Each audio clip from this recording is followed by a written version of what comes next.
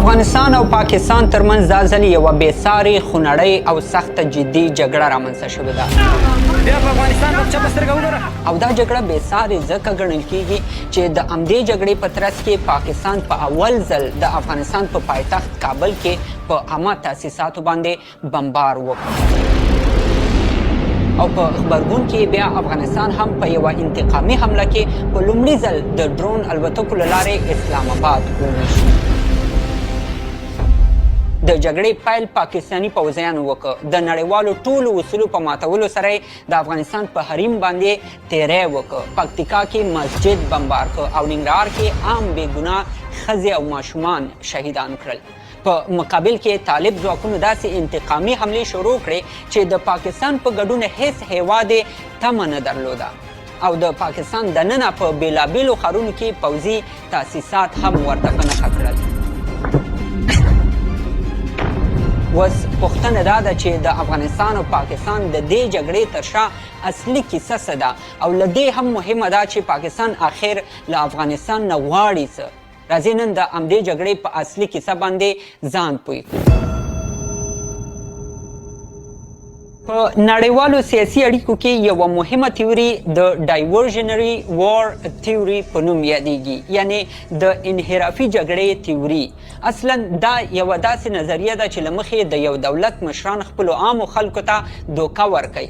مثلا ځینې دولتي او پوځي مشران چې کله په خپل هیواد کې دننه له ناکامۍ سره مخ شي بیا نو له خپل هیواد نه بهر یوه جګړه شروع کوي او خپلو خلکو ته له دې لارې داسې ښیي چې ګواکې په خپل هیواد کې دننه روان سیاسي، اقتصادي یا هم امنیتي مشکلات له همدې یوې بهرنۍ جګړې سره تړلي دي او همدا جګړه کولی شي چې زموږ ټول مشکلات حل کړي او په دې شکل د عامو خلکو نظریات په بله خوا باندې واړوي. دا تیوري په ځینو حالاتو کې دومره مفیده تمامیږي چې کله کله خو له همدې وجې یو ناکام دولت یا ناکام پوځ په خپل ملک کې د پخوا په نسبت څو چنده محبوبیت پیدا کړي. نو په همدې خاطر دا تیوري په ټوله دنیا کې ډیره مشهوره شوې ده او هر دولت چې په خپل هیواد کې دننه له ناکامۍ سره مخ کېږي کوشش کوي چې مسؤلیت یې په بل هیواد باندې واچوي او حمله پرې وکړي تر څو خپل خلک یې په ضد باندې راپانسېږي. مثلا که یو هیواد له اقتصادي بحرانونو سره مخې، خلک یې له بیکارۍ ځورېږي، هره ورځ د عامو خلکو مظاهرې او لاریونونه زیاتېږي، د دولتي رهبرانو شهرت یې ورځ په ورځ کمرنګه کېږي، ناامني زور اخلي او خلک نور په تنګېږي، نو همدلته د همدې دولت مسؤلین له ډېر غور نه وروسته له یو بل دولت سره جګړه شروع کوي او عموما کله چې عام خلک د یوې خارجي چیلنج سره مخ شي نو په داسې حالاتو کې خلک خپل شکایتونه او مشکلات یوه خوا ږدي او په یو شکل نه یو شکل د خپل دولت د مسؤلینو ننګه کوي. کټ مټ لکه د عامه افکارو د بدلون لپاره چې د ریسټ بټن ووهل شي او مسؤلین بیرته د موقت وخت لپاره د محبوبو لیډرانو په توګه راپورته شي. او پوهیږئ پاکستان هوبهو همدا تیوري د افغانستان په مقابل کې وکاروله او هغه داسې چې پاکستان کې دا وخت ناامني او بېثباتي خپل اوج ته رسېدلې ده. په تېرو څو کلونو کې د پاکستان په پوستو باندې بریدونه او جګړې څو چنده زیاتې شوي دي او لسګونه پاکستاني پوځیان پکې له منځه تللي دي. مثلا په 2022 کال کې په پاکستان کې 262 حملې شوې وې چې 390 پوځیانو ته پکې مرګ ژوبله اوښتې وه. په 2023 کال کې 248 حملې شوې وې چې له 500 نه زیاتو پوځیانو ته پکې تلفات رسېدلي وو. په 2024 کال کې 908 حملې شوې دي چې تر 528 پاکستاني پوځیانو ته پکې مرګ ژوبله اوښتې وه او په 2025 کال کې 1016 حملې شوې دي چې تقریبا 618 پاکستاني پوځیانو ته پکې مرګ ژوبله اوښتې ده. او له دې جدول نه ښکاري چې کال په کال په پاکستان کې د بریدونو او مرګ ژوبلې شمېر زیات شوی دی. حتی د 2024 کال په جون میاشت کې پاکستاني پوځیانو د همدې ناامنۍ د ختمولو لپاره عملیات هم شروع کړل، خو له عملیاتو سره سره په 2025 کال کې ښکاري چې په نسبت زیات شوي دي. اوس پوښتنه دا را پیدا کېږي چې پاکستان په ټوله دنیا کې یو له هغو ملکونو نه دی چې زیات پوځیان لري او شمېر یې تقریبا 6 لکه 8,000 کسانو ته رسیږي او هر کال تقریبا تر 14 میلیارډ ډالرو پورې مصرف هم لري. یعنی که پاکستاني کلدارې باندې دا حساب شي نو د پاکستان په پوځ باندې هر کال 4.5 تریلیونه کلدارې مصرفیږي، خو بیا هم په خپل هیواد کې دننه ناامني نشي کنټرولولی. او پوهیږئ په همدې ملک کې چې په پوځ یې د کال 4.5 تریلیونه کلدارې مصرفیږي، عام خلک یې له سخت بد حالت سره مخ دي. د راپورونو له مخې همدا اوس په پاکستان کې تر 80 میلیونه ډیر خلک د غربت تر کرښې لاندې ژوند کوي. په دې تحقیقي راپور کې ویل شوي چې پاکستان له ډیرو کلونو راهیسې په مسلسل ډول له اقتصادي بحرانونو سره مخ کیږي او پیسې رالویږي او قرضونه یې زیاتیږي. یعنی د پاکستان عام خلک له لوږې مري، خو پوځ یې په ټریلیونونو پیسې په خپلو پوځیانو باندې مصرفوي، خو نتیجه بیا هم صفر. نو له همدې نیوکې نه د ځان د خلاصون لپاره د پاکستان پوځ د انحرافي جګړې تیوري وکاروله او دا اول ځل هم نه دی بلکې هر ځل چې پاکستاني پوځ باندې په خپل هیواد کې دننه انتقادونه زیات شوي دي، دوی یا له هندوستان او یا هم له افغانستان سره د همدې نظریې په اساس جګړه شروع کړې ده. خو اصلي پوښتنه دا ده چې د افغانستان او پاکستان ترمنځ اوسنی جنجال په څه او له کوم ځایه شروع شو؟ اصلا د افغانستان په خاوره د پاکستان هوایي بریدونو سلسله له هماغه اول سر نه شروع شوه چې کله طالبانو کابل ونیو، خو اصلي جنجال د 2015 کال په اکتوبر کې رامنځته شو. هغه وخت چې د طالبانو د بهرنیو چارو وزیر امیر خان متقي هندوستان ته سفر وکړ، هلته یې په اردو ژبه باندې خبرې وکړې او له بېلابېلو هندي مشرانو سره ملاقاتونه هم وکړل.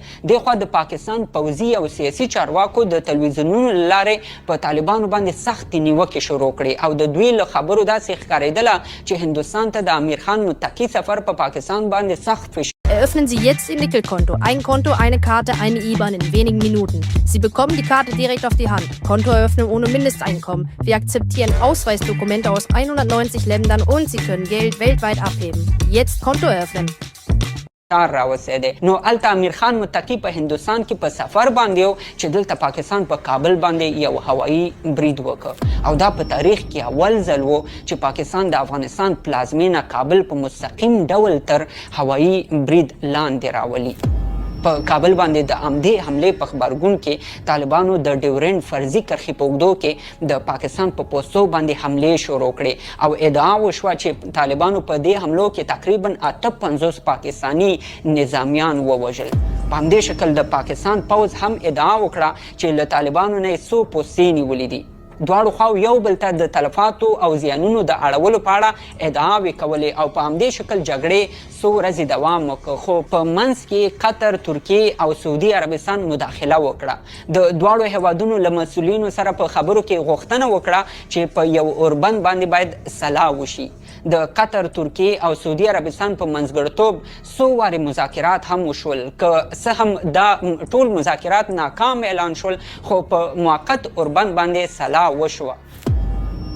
د مذاکراتو د ناکامۍ یو دلیل دا وښودل شو چې پاکستان ډېرې غیر معقولې او غیر واقعي غوښتنې کولې. مثلا پاکستان دا غوښتنه کوله چې افغانستان دې ورته تضمین ورکړي چې پاکستان کې به د ناامنۍ کومه پیښه نه کیږي. طالبانو استدلال کاوه چې هیڅ هیواد په بل هیواد کې د ناامنۍ د ختمېدو ضمانت نشي ورکولی. دا د پاکستان خپله داخلي مسله ده او باید په خپله ورته د حل لار هم پیدا کړي.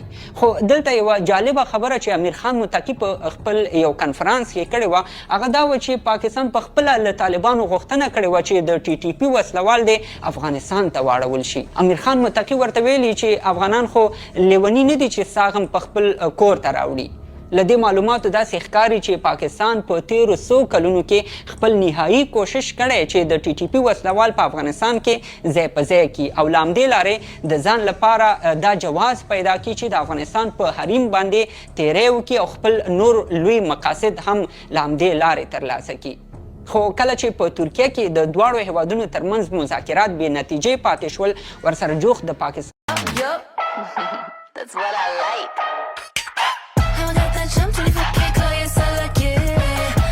پوځي او ملکی ادارو ادعا وکړه چې طالبانو له هندوستان سره لاس یو کړی او د پاکستان په خلاف یې نیابتي جګړه شروع کړې ده او دا نظریه یې په ډېر لږ وخت کې په ټول پاکستان کې له بېلابېلو مطبوعاتو نه په مسلسل ډول خپره کړه. ورسره جفت په پاکستان کې د ټي ټي پي حملو هم زور واخیسته. د 2015 کال په نومبر کې په اسلام آباد کې دننه یو ځانمرګي برید وشو چې 12 کسان پکې ووژل شول. ورسره راپورونه خپاره شول چې په ټول پاکستان کې 40% نامني زیاته شوې ده. د پښتونخوا په ګډون په بېلابېلو ساحو کې بریدونو او جګړو نور هم زور واخیست. بالاخره د 2016 کال د فبرورۍ په 6مه د پاکستان په مرکز اسلام آباد کې په یو جومات کې ځانمرګي برید وشو چې پکې 11 کسان ووژل شول. له همدې سره پاکستان یو ځل بیا ادعا وکړه چې دا برید په افغانستان کې پلان شوی و. له همدې سره په خوا کې د پاکستان دفاع وزیر خواجه آصف وویل چې ډېر ژر به په افغانستان باندې یو برید وکړي. له دې 2 هفتې وروسته د فبرورۍ په 22مه په پاکستان د افغانستان په پکتیکا او ننګرهار ولایتونو کې هوایي حملې شروع کړې. په دې حملو کې په پکتیکا کې یو جومات له منځه لاړ او په ننګرهار کې د ښځو او ماشومانو په ګډون د یوې کورنۍ 18 کسان شهیدان کړل. دغه شخص ټوله کورنۍ د پاکستان په یو برید کې تباه شوې ده. بس منډې را منډې مور تیاره و نه ښکاره کېدو. دې خوا مې خپله ښځه او بچي مې و هغې ته مې تاسو مو ووځئ هغه مې ځان سره راوکړل. دا ښځه دا چمان مې تر ټول لرې کړه. دا ترور مې را په شا کړله چې بار راووتم. دلته مې زوی بار په بله کوټه کې پروت. هغې ما پسې غږ وکړو چې پلاره دلته راشه زم زخمي یم. خو تر ټولو بده اله دا چې پاکستان بیا د همدې بمبار په خوشحالۍ کې جشنونه هم ولمانځل او ادعا یې وکړه چې ګواکې په افغانستان کې د استخباراتي معلوماتو په اساس د ترهګرو پټنځایونه په نښه کړي دي. په داسې حال کې چې د برید ساحې ته ټول خبریالان ورغلي، هلته یې له خلکو سره خبرې کړي دي او په ټولو مرکو کې دا ثابته شوې ده چې د پاکستان په هوایي برید کې یوازې بېګناه ماشومان او ښځې شهیدان شوي دي.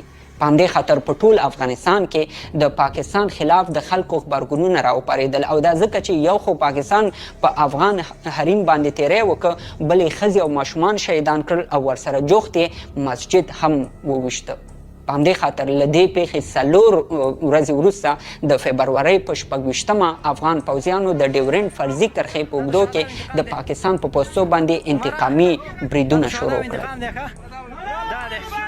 طالبانو په دې بریدونو کې ډیر پاکستانی پوځیان ووژل او پوستې هم ترې ونیولې. ورپسې په همدې شپه پاکستان خپلې جټ تیارې راوچتې کړې او د کابل په بېلابېلو ساحو کې بمباري وکړه. ورسره په کندهار او پکتیا کې هم هوایي بریدونه وکړل. د پاکستان د دې اقدام په غبرګون کې طالبانو یو داسې اقدام وکړ چې هیڅ چا یې تصور هم لا نشو کولی، او هغه دا چې د ډرون له لارې د پاکستان په منځ کې د پوځیانو پوستې وویشتلې. د افغانستان دفاع وزارت یو خبر خپور کړ چې پکې ویل شوي وو د پاکستان په اسلام آباد، نوخار، جمرود او ایبټ آباد کې د پاکستان پوځي او نظامی تاسیسات وویشتل. ورپسې د پاکستان حکومتي وایندویانو که څه هم دا ومنله چې پاکستان ته ډرون الوتکې را داخلي شوي دي، خو دا یې رد کړه چې ګواکې د طالبانو لخوا د پاکستان کوم نظامی تاسیسات په نښه شوي. په همدې خاطر طالبانو د ثبوت په شکل سمدستي دا ویډیوګانې خپرې کړې چې پکې لیدل کېږي هوایي ځواکونه د پاکستان بېلابېل نظامي تاسیسات تر برید لاندې راولي.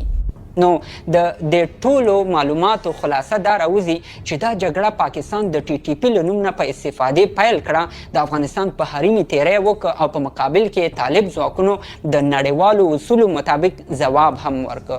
د ملګرو ملتونو د هوایي چلند په کنوانسیون کې راغلي چې د هیڅ ملک نظامي الوتکه نشي کولی چې د بل هیواد خاورې ته بغیر له اجازته دننه شي، خو که بیا هم د کوم هیواد نظامي تیاری بغیر له اجازې د بل ملک خاورې ته داخلي شي، نو متضرر هیواد دا حق لري چې په مقابل کې جواب ورکړي. او همدغه څه و چې طالبانو وکړل. د نړیوالو اړیکو کارپوهان په دې باور دي چې پاکستان په افغان خاوره باندې له جګړې نه د نورو پټو اهدافو ترڅنګ غواړي 2 اساسي اهداف ترلاسه کړي. یو دا چې د انحرافي جګړې د تیورۍ په اساس په خپل هیواد کې دننه خپله نظامي ناکامي په دې شکل پټه کړي او د پاکستانیانو ترمنځ خپل محبوبیت بیرته ترلاسه کړي. او دویم دا چې دوی غواړي له دې لارې په طالبانو باندې یو ډول فشار واچي چې خپله خارجي پالیسي او په ځانګړي ډول له هندوستان سره اړیکې د پاکستان په خوښه مخ ته ویسي. زموږ د خپرونه همدومره وه که څه هم په سوشل میډیا د پروپاګنډې په خاطر له هرې خوا ډېر جعلي خبرونه تصویرونه او ویډیوګانې خپریږي خو زه هیلهمند یم چې دې ویډیو به تاسو ته د پاکستان او افغانستان د جګړې په اړه یو څه مهم معلومات درکړي اوسي. تر بلې خپرونې د الله په امان.